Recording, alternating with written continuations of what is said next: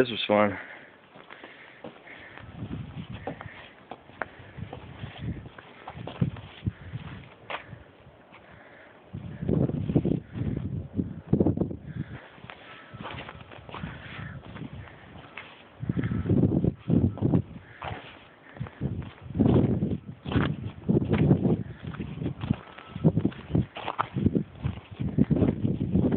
Lots of fun.